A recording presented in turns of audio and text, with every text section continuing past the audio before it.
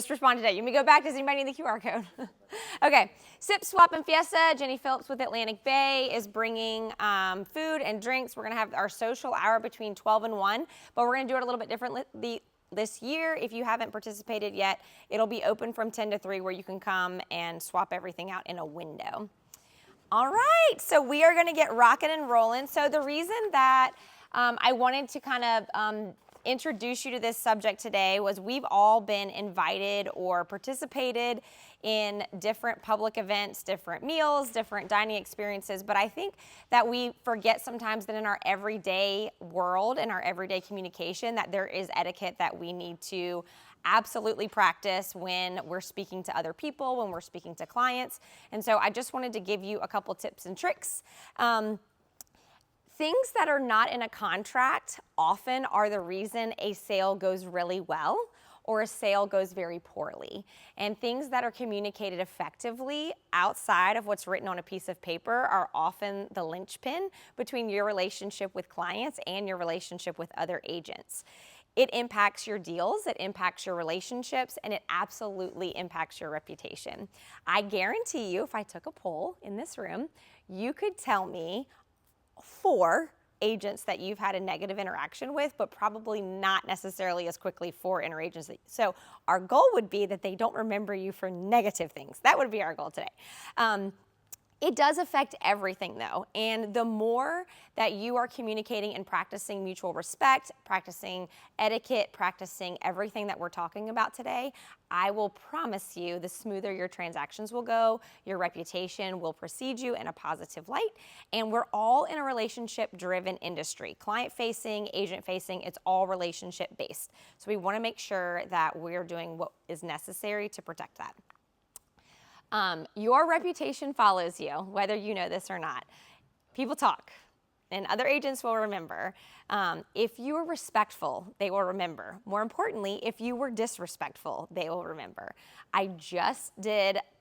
We just talked to an agent in our office, they're not in this room, this week about a situation where they were on the listing side, they were presented an offer in a multiple offer situation, they handled it very respectfully, very kindly, but the buyer did not get the house of the agent that we were talking about.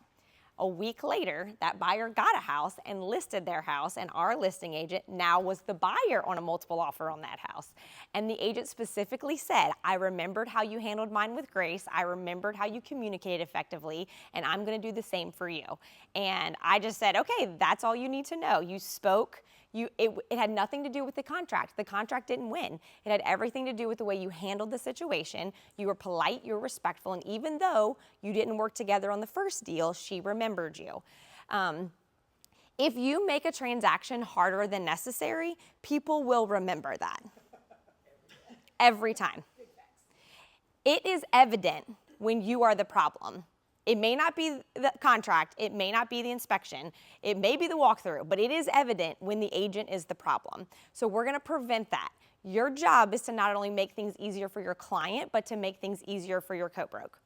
If you handle problems professionally, we're gonna go into great detail about this, but in reality, this is not your house. This is not your transaction. So you are the professional. You are the emotional barometer. Your job is to be professional in all situations. This is where problems begin with etiquette, communication. When you are representing a buyer, you are respecting the listing agent when you do certain things. You're also disrespecting the listing agent when you do certain things. This is a common thread that I see when I'm the listing agent. When you are showing another agent's listing and you've made an appointment, arrive on time, or you communicate that you're not arriving on time. Whether a home is vacant or not, the showing instructions apply throughout. If it's a vacant go, you don't have to necessarily communicate. If it's a showing time on a vacant property, there's a reason they've put showing time on a vacant property. We had a situation where we had showing time on a vacant property because our clients were setting the alarm in between every showing. So we needed to know, when you're late, guess what happens? The alarm gets messed up and the owner doesn't know that. Turn off all lights when leaving or leave them on if they specifically said, I'm leaving the lights on, there's 5 showings today. Make sure if Grandma, Grandpa, and Cousin Billy came to the showing and Cousin Billy opened the sliding glass door after you locked it, you went and locked it back. Because guess what's going to happen when the sellers get home and the screen door is unlocked? They're going to call the agent, and the agent's going to get mad at you, even though there's nothing you can do about it. So we're leaving the home exactly as we found it. This is key when you're showing the house to more than one person. It's very difficult for you to keep track of children, in-laws, whoever is with them. Just make sure that you do a quick walkthrough and nothing has been misplaced. Things happen, things get bumped, things, just make sure that nothing is getting misplaced when we're doing that. We've talked about this a million times. Read the listing. Read the instructions. If they left you special instructions, you are being disrespectful to the listing agent and their time by asking a question that was answered and information provided to you.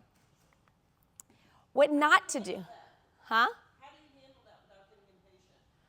When a buyer's agent asks me a question that was in the listing, I typically respond with, "Oh my gosh, I thought I put that in the agent remarks. I'm so sorry. I'll go check." I do that too. That was in the listing. Yeah.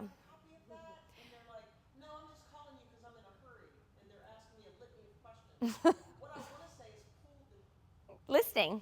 Yeah, exactly. I always start, I'm like, I haven't had a chance to look it up, and I only do it if it's somebody I know. Right. Right? Like, Yeah.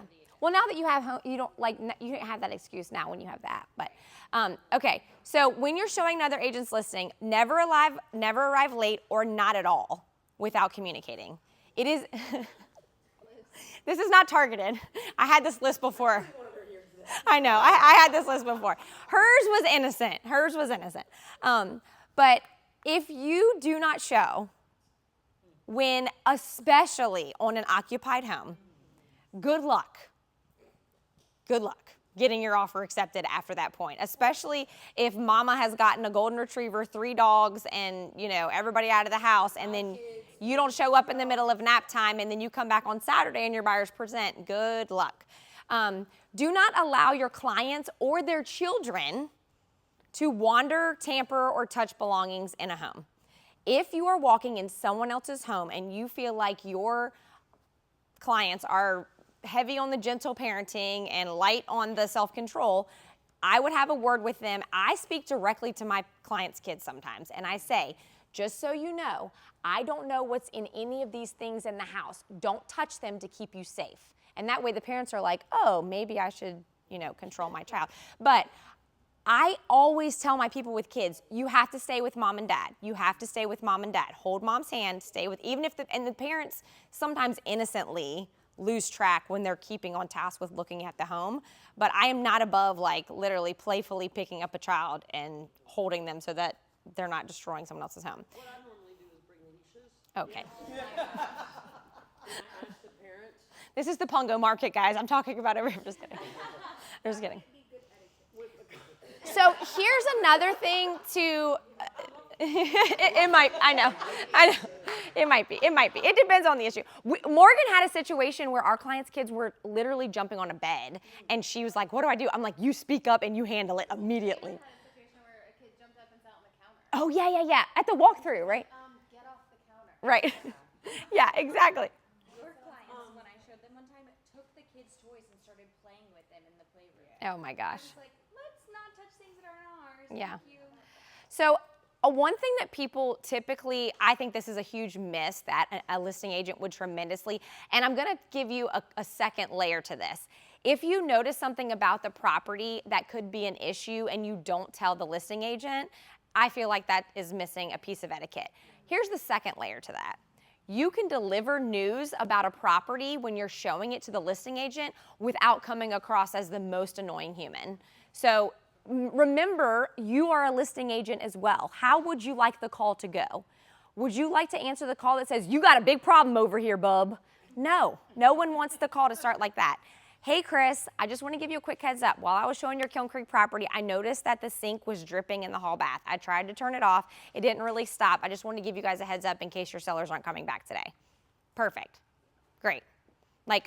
I had clients that called me and they're like, hey, just a heads up, there's a weird smell in the hall bathroom. It kind of smells like something's burning. What I realized is they had one of those heat lamps above the shower, never used it in the past 10 years. Previous showing turned it on, there was dust all over it, and it had a crazy smell. But had they not called me, we'd have shown all day with people who were assumed there's an electrical problem.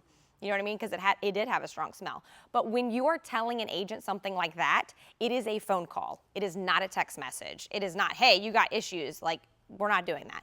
Just want to give you a heads up. We're walking through. And if they ask for feedback, this goes the same way. Please respond. Like, you ignoring feedback requests is very rude, and people will remember it. Open house etiquette. So your professional behavior includes calling ahead if you know your client is attending an open house. Alexis, if Lee's like, hey, my people are coming by, wouldn't you appreciate that as soon as they walk in the door, instead of them not knowing how to behave and you coaching your client? This is what you say when you arrive at an open house. Hi, thank you for holding it open. I'm working with Lee. We wore her out every day this week, so we decided we were gonna come today. I mean, because that's really what they're doing. If you are showing a house and there is an agent hosting an open house there, the minute you walk in the door, introduce yourself as an agent, apologize or say thank you for hosting it open, and proceed to keep your clients away from other people in that house. You respect the hosting agent. Obviously, don't talk negatively about the home or about anything if there's another agent hosting an open house that you're showing in the middle of. I've had that happen to me twice, and I'm like, I don't understand what you're doing here. Follow the sign-in procedures. Even though you're an agent, if the seller is expecting to know every person that came through their property, you're one of those people. I will also tell you, leaving your card is kind of a, historical, people don't do it anymore, but signing in at an open house, you never know if a seller is going to take a home off the market or if something happens, why your contact information will be helpful. So sign in, let them have your information. Be courteous to other people in the home, even if you're just looking. So if you have a house that's on the market in your neighborhood, I don't know why any of us would be attending an open house, but multiple times I've had agents come to open houses and I don't know what they're doing there. They have a lockbox key, but that's fine. You can, if you're just curious, that's totally fine. But be courteous. Don't say like, oh, look at that spot on the ceiling, or like, if you don't have an intended buyer or reason, there's no reason for you to be disrespectful to someone else's open house. Negotiation etiquette. Things can get tense. If you're professional, they don't have to get to that point of things getting tense. Good etiquette means you present offers respectfully. We talked about this when we were talking about being a co-broke people like to work with. Don't send the link. Don't text an offer. There's very simple things. How would you want to receive an offer if you were the listing agent? If we're in a multiple offer situation and I'm sending an offer, especially an hour or an hour and a half or whatever before the deadline, I'm putting a summary in my email and saying, here's the bullet points. Here's everything you're going to need to know. Obviously, they can verify it. Obviously, they can go to the offer and put it in their multiple offer. But anything that you can do to make the listing agent's life easier, especially in a multiple offer situation, could help you get the deal. Avoid unnecessary games. If you're presenting an offer or you're negotiating something, pretending your clients are going to back out, I don't know if they're going to walk. Lee had a situation last week where she came into my office and she got a beautiful offer on one of her properties, 3 hours. How long? Less than a day? After it was on the market, and she's like, I'm really conflicted. I don't really know, and I said, call your sellers. But then he sent a text message that I felt like was rude. He said, just a heads up, if they don't accept this by today, what did he say? Something about, I don't know if they're going to keep their offer or something like that. Oh, yeah, so the offer was way over the list price. Mm-hmm. But they had a deadline, they were a time crunch. And he said, if we don't come to agreement today, they will write another offer, but it probably won't be at this price. Right. And I was like, Yeah, so that's a game. We're not going to play that game. I just had that with the first person, and he came off so rude, and I told my client about it, and I was like, I get a feeling he's gonna bring an offer, and I said, hey, we're just gonna wait until the weekend, through the weekend, of course, and he was like, well, what more do you want at such and such per square foot? I was like, well, I don't want my client. Right. But, and then I just was quiet. And he's like, are you there? I was like, I'm listening. Right. I'm listening. You just bury yourself in a hole. Exactly. And you know what? They didn't take his offer. No. They didn't want to deal with it. So just be careful of your tone. Yeah. Text. So this was when we just closed with this clown, but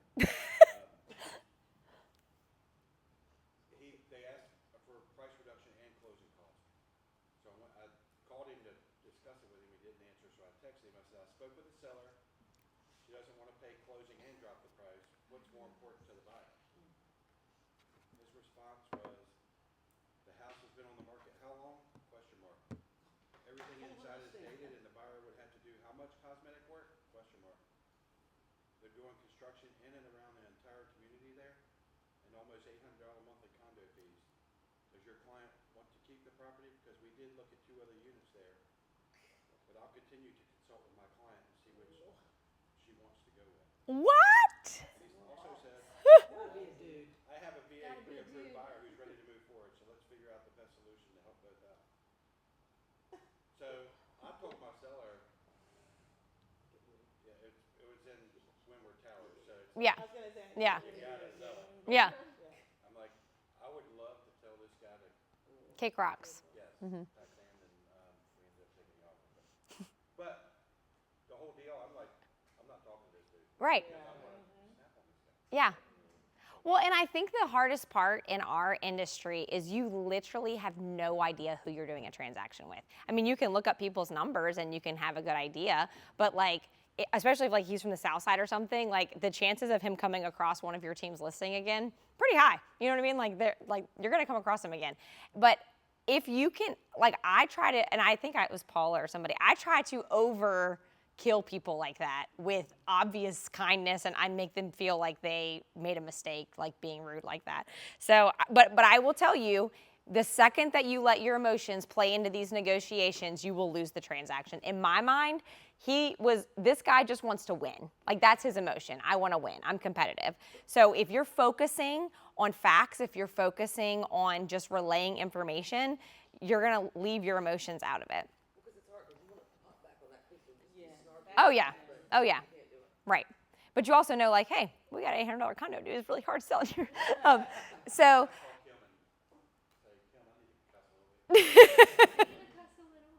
So with client etiquette, agents guide how our clients behave. What we allow, what we fuel into, what we say is acceptable will continue throughout the transaction. If your clients are disrespecting a seller's property, it is your responsibility to be the professional and shift the conversation. You should be on time for showings. If you're not going to be, let them know. Avoid negative comments during the showing. If you walk into a property and you know it's an obvious no, always try to find something. You're like, I can see how this deep water access would work for you. I'm not really sure that the 2 bedrooms with your 6 kids is going to work, but let's walk around and see, like there's things that you can do to make sure that you're not being completely negative about a property. Follow the showing instructions. It's going to make you look very poorly in front of your clients if you did not remember that the garage that's 100 feet behind the house, the key is in the kitchen table, and you have to walk right back in and everybody's waiting on you. Respect your client's privacy, but also the person who owns the home's privacy. This is something that I have found has gone completely out the window with social media. It's just like I can put footage of anything on anywhere and show you anything that I'm doing. You represent your client, but they also represent you. And so if you're allowing emotions or allowing negative behavior to fuel, it's going to represent poorly on you. I've had multiple times where I've explained to the other agent things about my client so that they're more understanding on subject matters that could be difficult in a different, we had a client that scheduled a home inspection not even like 24 hours after they were ratified. And I called the agent. I said, hey, I just want to ask if this is going to stress your sellers out before we do it. But if they can do it now, both people will be there. Otherwise, we push it to later in the week. It's not a big deal, but I just want to see, you call ahead and you, instead of saying home inspection tomorrow at 8 a.m. on an occupied house, like that's not going to go over well. Your relationships in our industry truly, truly, truly matter. The agents that you meet today may be your buyer for your hard sell next week or next month, in 3 years. They may help you save a difficult transaction. There's not a lot of agents that are putting concessions in the MLS right now. and concessions can make or break an appraisal issue. And I've had a great relationship with this lady that has done a ton of transactions in this neighborhood that I was super worried about the appraisal. And I called her and she rattled off all this information that was not in the MLS. And because we had a great working relationship, it tremendously helped. Other people may recommend you to clients, believe this or not. I know that I'm in like a little bit of a weird situation with commercial and people will refer them to me, but people who do property management and others don't, they have a referral to you. If you know that an agent is moving out of the area, they may refer things back to you if they're like, hey, I know Aisha knows this area. Like I know that she lives here. I know that she will be a great fit for selling. You never know. You never know what an agent may lead you to, so don't burn the bridges with them based on poor etiquette. Things that are frustrating to other agents. Not returning calls, ghosting, not responding in a timely manner. Last minute cancellations. If you know that they had to get the golden retriever, 3 kids, and everybody out of the house at nap time, try your best to not cancel last minute. And if you do have to cancel, make sure that you're scheduling at a very appeasing and easy time the second time. If you ignore showing instructions, that is incredibly rude. If you're not communicating or you have poor communication, if we have to ask 9 times for the termite after we know they've been out, that's incredibly frustrating. If you misrepresent information or you don't have the information that's necessary to help the situation, being rude or dismissive is never going to help your situation. So just staying in the habit of being the emotional barometer is going to be the healthiest thing for you to continue. Carl, Yes? you may have said this because I had bad etiquette. So if you send an offer, call the agent. Yes. And one of the things that I have really pushed in this season is asking what is someone's preferred method of communication. Because if an agent asks me that, I'm never going to say text message, ever. I'm always going to say call me. I'm not going to say email. I'm not going to say text. I'm going to say call me. It's quicker. It's faster. I can definitely give you an answer. And sometimes I will straight up tell someone, just a heads up, when he's like, I'm going to talk to my folks at 4 and I'll give you a call back. And I'll say, just a heads up, I'm on the road then. Make sure you call and don't text me when you talk to them. And they will. Like they're very cool about, responding to that. Respect communication, professionalism, integrity, go full circle. So if you would like those things back to you, if you would like to be respected, if you would like to be communicated with properly, if you would like to act professional and you want them to treat you professionally, you have to do those things as well. So we want it to be full circle and make sure that we are representing ourselves and our clients in a way that's respectful to others. Okay, here we go. Miss Debbie, are you ready? I'm ready. Okay. I'm going to turn this over to Debbie Bruss. She is one of the lovely leaders of the Junior Cotillion of Hampton Roads, and when my kids and some of their friends attended multiple years in a row, I thought, you know who actually needs this? is us. So I'm going to hand this over to Debbie. Here's your little clicker to transfer your slides. There you go. Everybody welcome Debbie. Oh, sorry, let me put this on you real quick. Switch this. I'm gonna put this on you. Oh, Now that you're makes good, good okay. sense. All good? Just that little bit. There you go. There we go. Well, good morning, and Carlyn, thank you for inviting me to meet with your wonderful agency today and your agents. As she said, my name is Debbie Bruss, and I have worked with this organization called the Junior Cotillion of Hampton Roads. Anyone else ever heard of it? Not here, but in my hometown. Okay. We offer a series of dance parties for 5th graders to 9th graders. And we also, at those events, I teach a little manners moment each time, just covering all the things you might think about. How to learn how to greet people and introduce yourself and, know how to behave when you're out in public doing things, write thank you notes, RSVPs, all those kinds of things. And it's just a fun event where kids learn how to get together and learn how to not be too shy with each other. 5th grade to 9th grade can be some awkward times. So, that's how I met Carlyn. Just a little bit of additional information. I've done that basically for about 40 years throughout the peninsula. And I'm a Penn State grad, so I know I can't vote for Michigan. even though my husband says we want the Big Ten to do well. So really probably, yeah. But after that UConn game, wow, that one was something.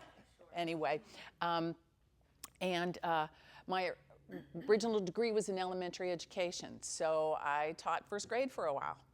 So that kind of fit into my later career, which was going into sales.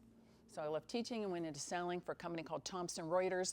We researched the tax law. We're a very large international publishing company. I worked in the tax and accounting area. We have legal information, and you've heard of Reuters, the news agency. So I worked for them for 33 years, selling all around this area to accountants and attorneys and all those kind of people that deal with the Internal Revenue Code, and then doing coaching and sales training within our company to our sales reps. So it's kind of been a full circle kind of career. So this sort of fits into it quite well.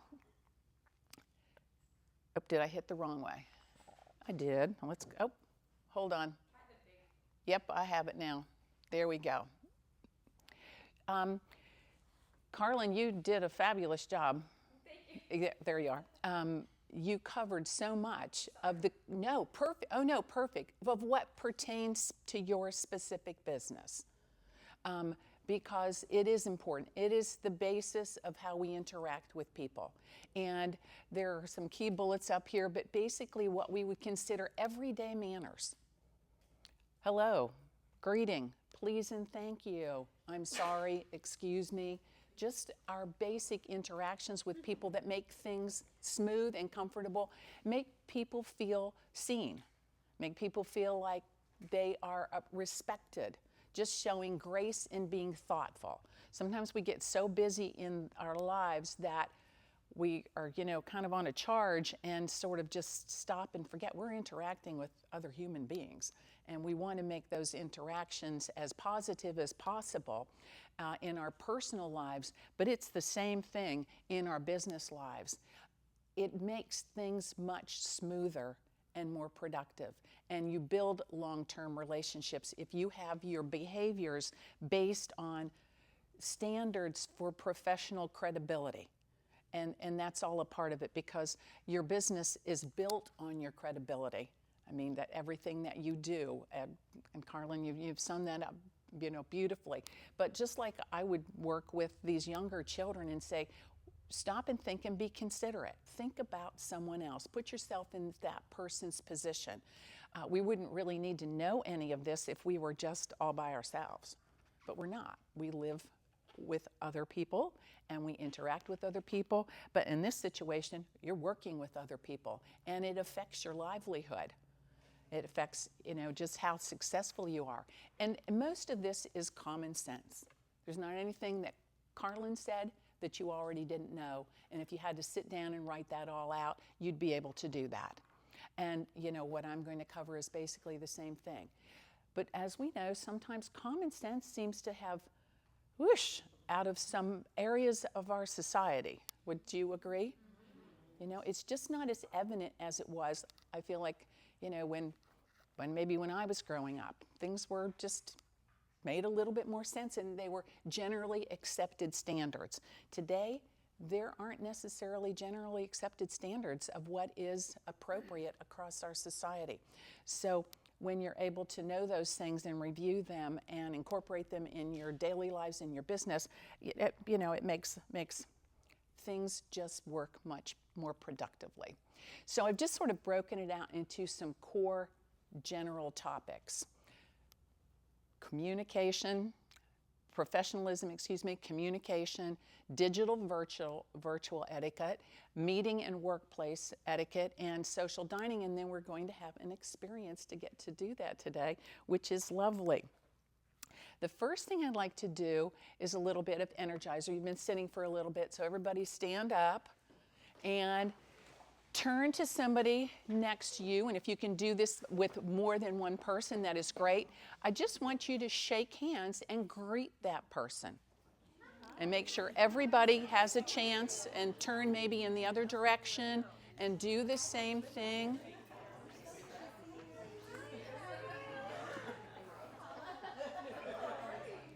All right. So before you sit down, just so because it helps to see, this is the first grade teacher in me. It helps to get the squigglies out after you've been sitting for a little bit. What did any of you notice about the handshake that you received? Eye contact. Any feedback about it? It was firm. Pardon? Weird remarks. Weird remarks. So sometimes that happens, doesn't it? You have no idea. I'm sure. And sometimes you just have to figure out how you're going to handle that gracefully, right? Yeah. Anything else you noticed about the handshake or the person's smile? I said a lot of eye contact. A lot of eye contact. Okay, those are exactly right. You want to have a really confident handshake. That is a nonverbal way you demonstrate confidence to someone. But it's also a warm way that you're welcoming. You're touching someone's hands, and you want it to be firm. So you can go ahead and sit back down now if you like. You'd think a handshake is simple and we shouldn't have to talk about, the basics of a handshake, but sometimes we need to. We've all shook hands with somebody and you're thinking, I need to show this person how to do a proper handshake. So your handshake should be with your fingers together and your thumb up and extending your arm, and make a nice firm handshake. It should be about the firm that would be if you were gripping a doorknob. Okay, you're not twisting it hard, but you've got a hold of it. All right, and you pump up and down a couple of times. You're not pumping a well, but you want to have a full extended handshake. Sometimes you'll shake hands with somebody and they're just extending, they just are giving you their little fingers, like got those curled. And sometimes they're not getting a good grasp. You also don't want to squeeze someone's hand, but you also don't want it to feel like you just picked up a flounder from the James River. It states that you are confident, and again, that nonverbal. Eye contact for sure. Make eye contact with that person. Hold it for a few seconds. It's not like you're staring into someone's eyes and you're going to keep it that way for, 30 seconds or something. But all of those little things go into making a confident, firm handshake. And that's important. And standing up. Whenever you're meeting someone, you always stand up, and then obviously you have a nice grip to it. So the category or topic of professionalism. If you were describing somebody who was a professional, what might you discuss or list as some attributes? First impressions, we've all talked about, known about that for a long time. It's generally, they'll say within 7 seconds an impression is made, a first impression when you meet someone. And that firm handshake and your greeting and your smile and your eye contact, again, those nonverbal ways of having somebody look at you and say, okay, I can see this person is a professional. And that's what you're doing with your work and meeting with clients and prospects. Introductions. You always want to be able to make introductions. The key part about introductions is doing it. Sometimes people are a little uncomfortable with it, especially if there's a group. It's like, well, where do I start and who do I introduce first? Whose name do I say first to do the introduction? That can sometimes throw people off. In general, it's focused on the age of the person, the gender, or the position. And those are just the 3 factors. However, in your situation, something to keep in mind is the person who is the most important person. Say that person's name first. And in your instances, your most important person is generally the client. Mr. Client, I'd like you to meet my boss or whatever, and list that person's name, regardless if it's a male or female. So that's just a little guideline you can remember. The most important person's name first, and then say the next person's name. But don't get too hung up on that. The most important thing is make that introduction. Most people are not going to be critical if you just get things switched up a little bit there. Most importantly, it's important to make sure that introduction and those introductions are made. active listening. Again, a lot of this falls right in, Carlyn. We didn't exactly plan it like this, but it worked out perfectly. Sometimes in our busy world, especially in a world involving sales, I did that for a long time, so I totally get it. Sometimes it's hard to focus and attend to the person you're talking to your client. But you really do need to put away other distractions, make that eye contact, and really be in the moment to make sure you're listening to what the person says and keeping other distractions away, the cell phones. Cell phones are wonderful. We all couldn't do business without them, but sometimes they can interrupt really being able to listen to someone. So set it on silent or vibrate or put it aside if you are, in an active discussion with a client. Generally, the rule of thumb is to do more listening than talking, especially when you're trying to find out about a client's needs, trying to listen to another agent that's, maybe has listed the property, or it's, doing the opposite role from what you're doing, to make sure that you're really understanding. And where you're not sure, ask clarifying questions. Go back and try to make sure that you understand exactly what is being said.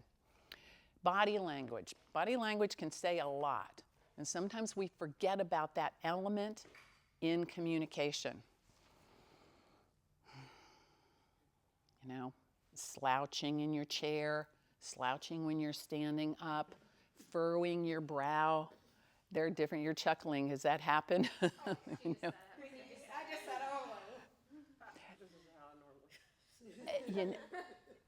Yeah, sometimes we get involved in what we're doing and we don't stop and think about what's happening here.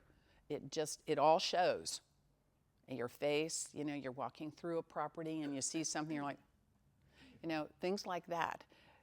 Just be aware, because those are those nonverbal communication things that play into a piece of how the whole process is working. Professional dress and appearance. I'm sure you have just general standards of what you're comfortable with. Again, this has changed over the years. There was a time when I was out selling, I would have never, ever worn a pair of pants. Back in the 90s, it just wouldn't. But then, then I, changed and we started to wear pants, and, it's changed. So it's always best to dress, a little bit better than you think you need to. But in the work that you do with going in and out of people's homes and stuff, where things are more casual, you have to gauge your market. And so, you know what that is, and your Carlyn and your other peers, help you to be, comfortable with that. But it's just something to keep in mind. And good hygiene, we shouldn't normally need to mention anything like that, but sometimes in this world we do. People just maybe aren't paying as much attention. With the lax, yeah, nope. With the, just the lax general nature of how people in public are tending to themselves, it's an important point to mention. I mean, unrelated specifically to that, but going to the airport in pajamas. I mean, some of the Tampa wants to, outlaw that kind of thing.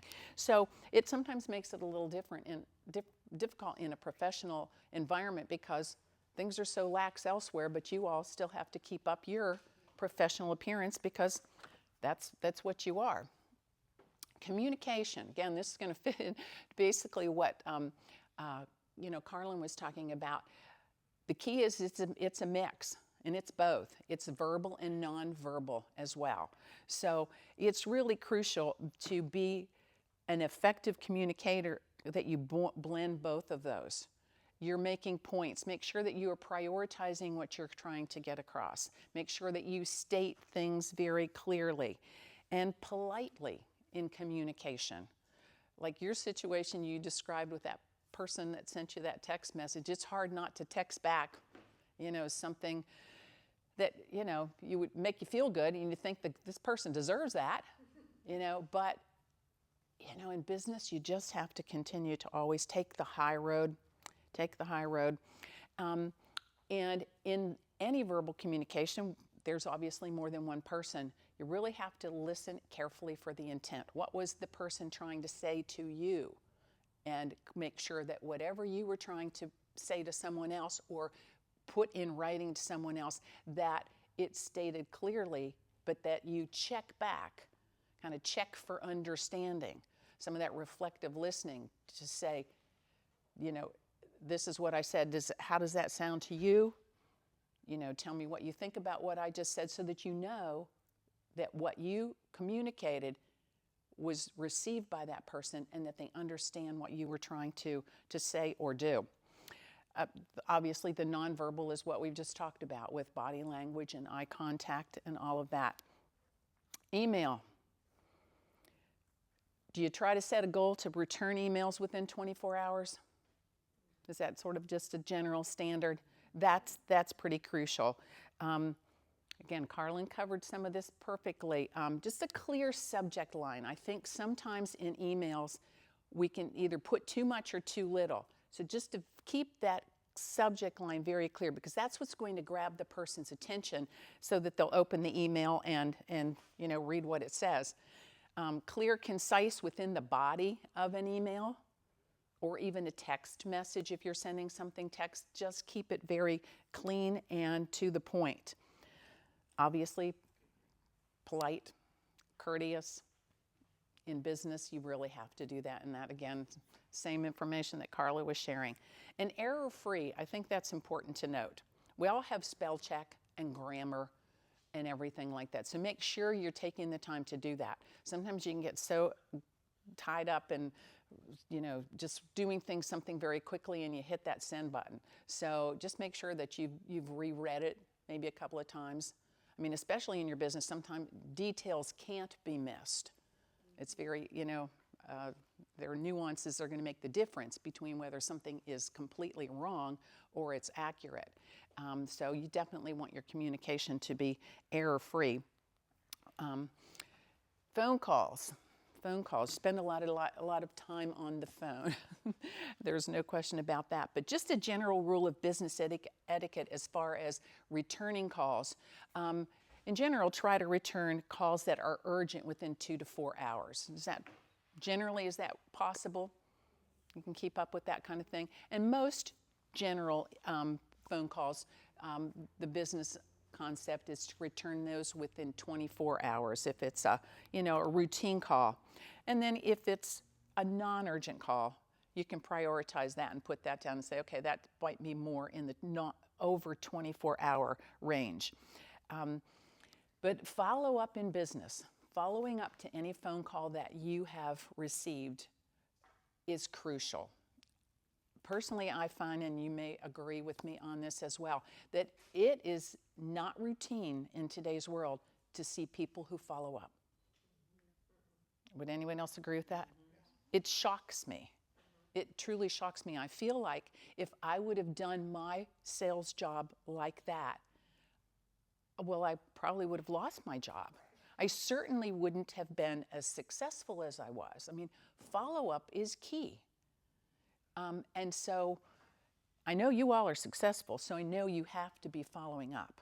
But I can't stress that enough.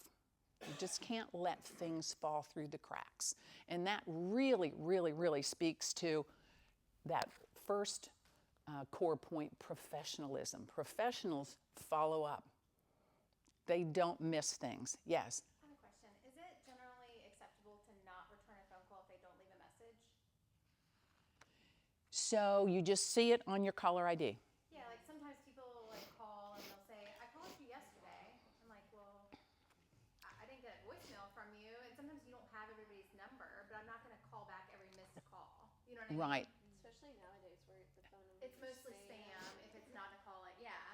I Or was sometimes people will say, like, we've gotten calls as a brokerage. Well, so, I've called this agent 3 times. And it's like, well, did you leave a voicemail and state what you needed and please call me back? And sometimes the answer is no. And it just shocks me that people expect to call back when they don't even leave a voicemail. there. Other people call y'all and complain about us? That happens. Sometimes. They usually are calling about the wrong Remax maybe. It's So But I'm just wondering what the if someone doesn't leave you a message, they don't expect a follow-up. Okay, that's what. Okay? However, in your business world, you don't know who's at the other end of that number. So I'd be calling those numbers back, because it could be somebody who is looking for an agent and found the number, and it's like, oh, they get to the voicemail or whatever, and they're like, oh, I don't want to leave a message. I'll hang up and make the next call. So you never know. True. I would call back any of those numbers, even though, of course, it could be spam. But if they don't leave a message, they're not specifically requesting a follow-up. Now, that said, there's a good chance they were expecting a follow-up, but they don't have good etiquette to leave the message. So they're going to blame that on you. You see what I'm saying? But you can't be responsible for someone else's lack of etiquette in a situation like that. Fair. But I would call back just because it could be a prospect, right? Thank you notes. Is that standard in your business? I can't stress that enough, and what that one little step does to solidify your professionalism. If you have, just little, informal notes, they're called, just the ones that are about 5 by 7, you fold them in half, and it's got maybe, Remax on the front kind of thing. Write a thank you note. I know you do when you've sold a property or listed a property, but the time it takes to write that little handwritten note, and that's why I suggest you use the informal size, because they're about that size, so you're not writing a full letterhead. It means a lot. Most people don't do that, and that automatically sets you apart as someone that does. And people see that they're holding in the hand something that you put pen to paper to. And then you have to buy that, 75-cent stamp. That's something, but I can't stress that enough, I think.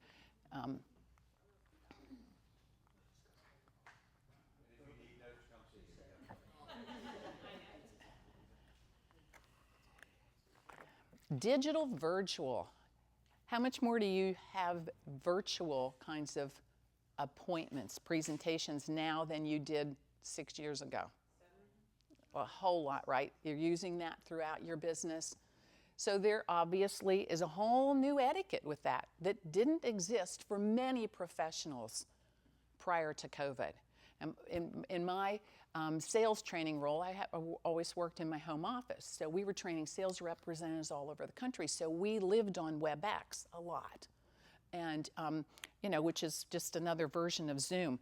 But and not a lot of businesses did that on a daily basis. So the same kind of things that you would expect with any kind of a meeting: be prepared, be on time, make sure your equipment is working, double check things, have some type of professional background and dress. We've all seen the little YouTube videos with, I'll say the guy, it could be a lady, but he's got on a nice shirt up here, maybe even a tie, and then all of a sudden something happens and he stands up and he's in striped boxer shorts, Just kind of prevent those kinds of things. Just the courtesy of muting. Did it happen to you? Where does beach ball come from? All of those things. Dogs out, kids out, all of those things. Now, some of that with COVID and the kids being home, that was just life. Some of that couldn't be prevented, and business still needed to move forward. And that, but in general, those are things that can be controlled. Muting when you're sneezing or coughing, or just sort of step out of camera a little bit. Again, some of those things that are common sense, and you're thinking, I wouldn't have to remind anybody about that, but they're things that really need to be practiced. In social media, I'm not going to get into that too much, other than to say that any public-facing profiles you have, and again, you all probably talk about this here in the business, but anything public-facing, make sure it's done professionally. Anything that's out there about any of us on the internet can be located. Nothing's hidden to speak of. And so You want a professional presence out there wherever, whatever that might be.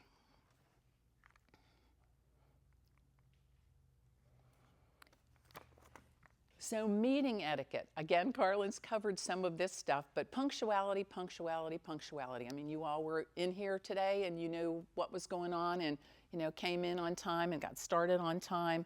Preparation is king. You are probably very prepared for your appointments with your clients, and likewise with any meeting that you have. When you're called to a meeting, be ready. That just shows your professionalism. Your clients expect it, and it is almost a nonverbal way to show your professionalism because they're able to watch and see that you have everything pulled together. If you have a folder prepared for the presentation and, you know, contracts and that kind of thing, it's all properly organized. Again, back to the cell phones. Everybody's been incredibly respectful in here. Whenever I did sales training with our sales reps, we'd pick them up and put them in a basket because we couldn't keep their hands off of their phones, right? So just showing respect in that fashion by focusing on what's going on. Staying on topic, sometimes that's difficult, but in a business meeting, that's beneficial because your time is valuable. When you have a meeting, you're anxious to go through what needs to be done, but you're anxious to get out there in the field and start working. So try not to stray. And again, if you are charged with doing something in a meeting and being left with a task, follow up, follow up, follow up. So not only are you following up with your clients for meetings, but maybe a meeting within the office here to do follow up. So everybody here have an office in this building? Sometimes they have like a shared workspace. Perfect. That's where I was going with this. So be polite and friendly to your work family. You're sharing workspaces. Be respectful of other people's things. And if you're sharing a workspace, those things are shared things, but you know, it can be something as simple as the stapler ran out of staples. You used the last one. Go find the next box of staples and replace those staples. If you need something from someone else's workspace because you can't find the Scotch tape or whatever it might be, go ask before you just help yourself. Compliment people. If you are sharing a workspace and you know, you come in and you're like, well, that's really nice. When I left yesterday, there were a few things that were in disarray or whatever, but I see that, you know, somebody's straightened it up. Just be kind and generous and thoughtful to everybody you're working with. If you're happy here and you have a happy place to come to work here because you all get along, that makes it much easier to be successful when you walk out the door. And just respect it like as if you were, you know, would do it in your home. Things like if you have a great coffee bar, if you use the last cup, does somebody automatically responsible for filling that pot, or does anybody know how to do it? You know, things like that. Just think about other people that are working in this space. Maybe you made a meal last night and it has these wonderful spices in it, and you thought this is the greatest thing, but it did stink up the kitchen a little bit. You know, maybe that's not what you bring for leftovers in the community microwave in the morning, you know? Unless you have enough to share it with everybody. But, you know, just things like that just make a workspace a lot more pleasant. And if you're sick, stay home. Right? Right. That's just good workplace etiquette. Nothing fancy about that. Okay, on to the next part.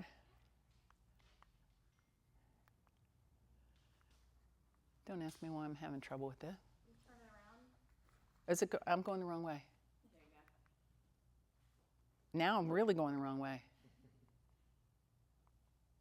There we go. All right. And we're getting to the part where when we finished here, you get to go back there, right? Is there anything else happening up here? No. Okay.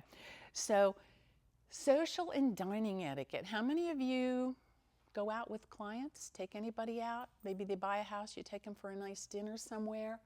okay, or vice versa. You know, they may be so happy with what you did that they're going to take you out for dinner.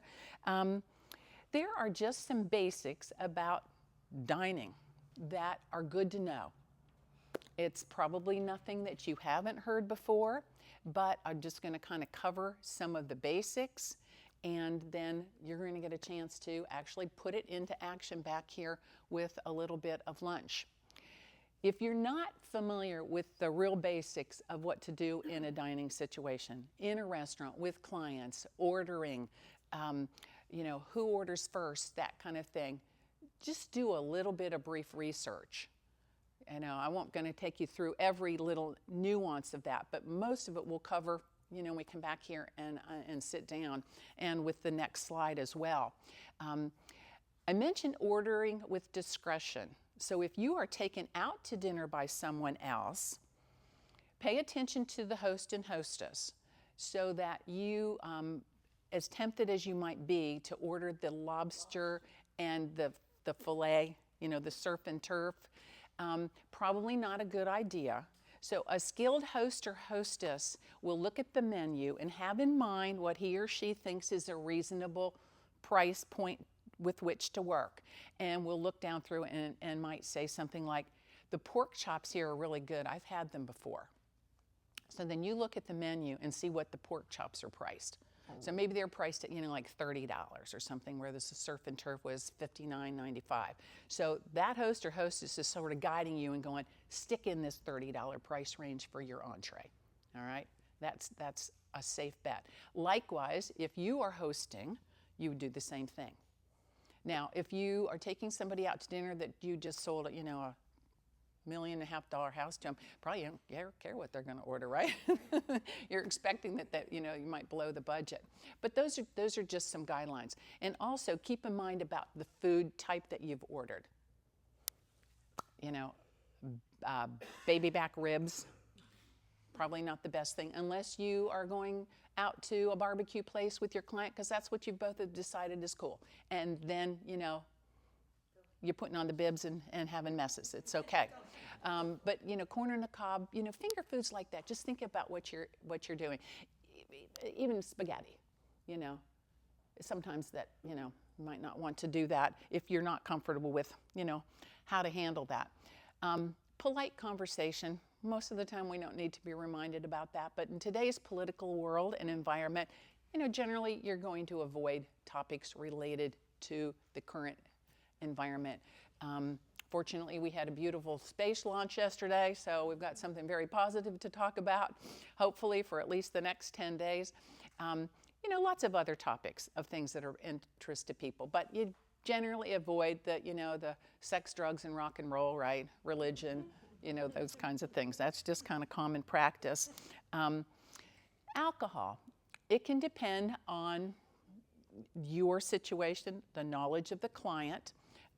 If you have a feeling that the client would enjoy an alcoholic beverage and you're okay with that, then, and you are okay with one yourself, if you're hosting, then if you order, then that gives your client or the person you're with kind of the understanding that it's okay to order an alcoholic beverage. If you are being taken to dinner and the host orders some alcohol, but you don't want alcohol, you just order whatever you want. You never have to say, well, I don't drink or I don't like alcohol. You just order what you want. You never have to explain it.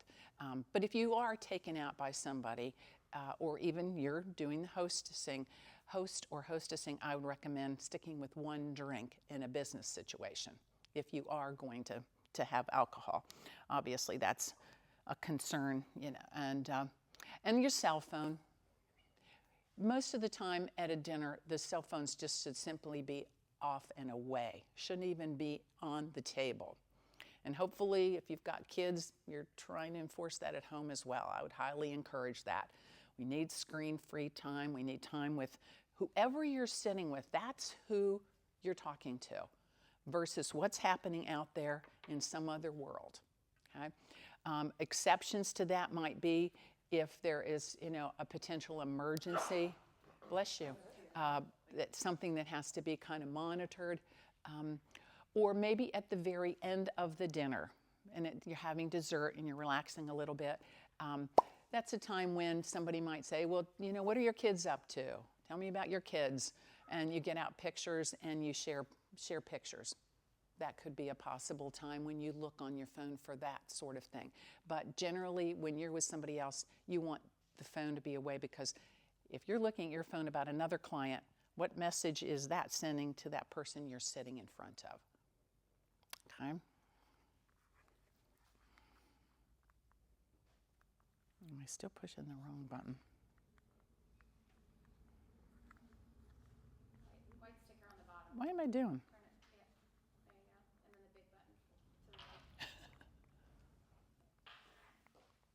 There we go. Oh, went by one. I did. I can do it up here real quick. I don't know what I'm doing wrong. Had it earlier. Okay. Now, before we go back to the table, we'll just take a quick review of a proper table setting. And this will help you, especially if you are in a fine dining situation. You probably don't set the table like this at home at night, but you might. There will be a napkin on your place setting. When you sit down, the napkin goes in your lap, always. And general rule of thumb, if you are in an event where there's a host or a hostess, wait till he or she puts it in his or her lap. It's folded in half with the fold at your belly. But then it stays in your lap the whole time you're seated. If you get up to use the bathroom or go somewhere, you put it on your chair.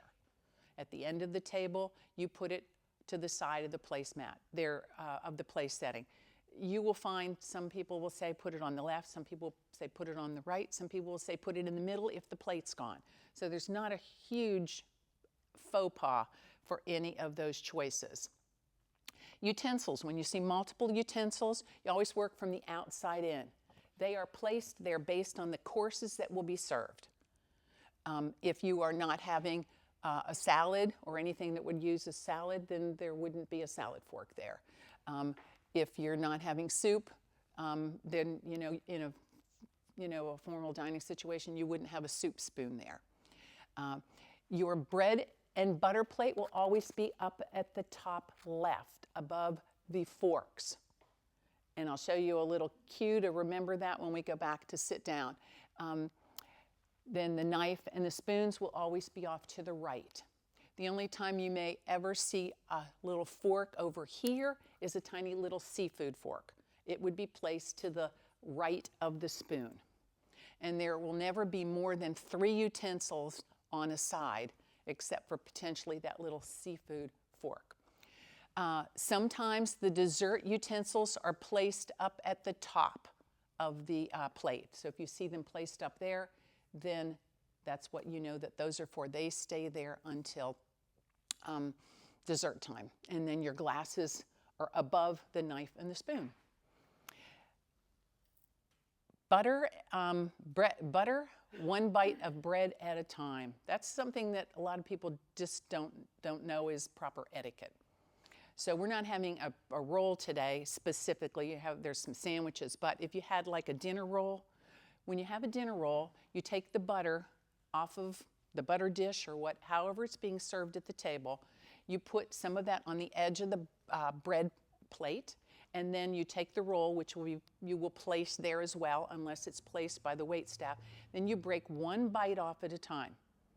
You don't ever rip it in half or cut it in half and slather one whole side at a time. Fine dining etiquette is not about efficiency at all. It's not about speed or being efficient. It's about being able to take 1 little bite at a time so that you are able to chew and then, have conversation, because it's about conversing with people. And of course, you're not supposed to talk with your mouth full, right? Or chew with your mouth open. So if you have a big old hunkin' piece of bread, you put a big chunk of that in your mouth, you're not gonna be able to talk for a little bit. So you just rip off 1 little piece, you butter that one, you put the butter knife back down on the plate, then you eat that 1 little bite of bread. Look around the next time you go out to a dining situation with multiple people. Nobody remembers that or knew it to start with. And it's just really elegant. OSC awards are going to be our next time to practice. So they have all of that stuff. Yeah. And once a utensil leaves the place setting, it never goes back on the table. It always has to be on a plate. So nothing goes back on the table because it has food on it. So you don't want to mess up the place setting. And if you accidentally drop a utensil on the floor, leave it there and just politely signal the wait staff and they'll bring you another one. You can't pick it up, as tempting as it might be, because what would you do with it if you picked it up? Because if you pick it up, you have to put it on your plate. So those are just a few little tips about that. And soup, you may or may not have heard before, but when you have a bowl of soup or a cup of soup, you spoon away with it. Seems a little awkward, and it can be, but you spoon out like this and back, out to sea and back to port, we tell the kids. Because when you're coming this way, what might you have a tendency to do with that? Splash it onto yourself. When you go out this way, you have to keep that spoon level till it gets to your mouth versus like that. So out to sea, back to port. Isn't it true with the soup too? Like scooping away the leading edge? Seriously. Hold on, I'm still having trouble with, there we go. I'm sorry, so say that again. When you're going out to sea with the soup spoon, you're catching that edge of the spoon, the far edge of the spoon, and filling it up so the closest edge is cool to touch. And that is applicable as well. That is right. That's what I meant. That is right. Plus you're taking it through the air a little bit to cool it off. Chick-fil-A soup spoon. Good, you already knew that. It keeps it cool. It helps to cool it off. My mic dropped for the day. That's all. There you go. There you go. And I'll throw out a few little tips, as we're eating. But those are just some of the basic things that just will help you, feel a little more confident in a social situation. And when you put all of that together, it gives you a really strong foundation as a professional.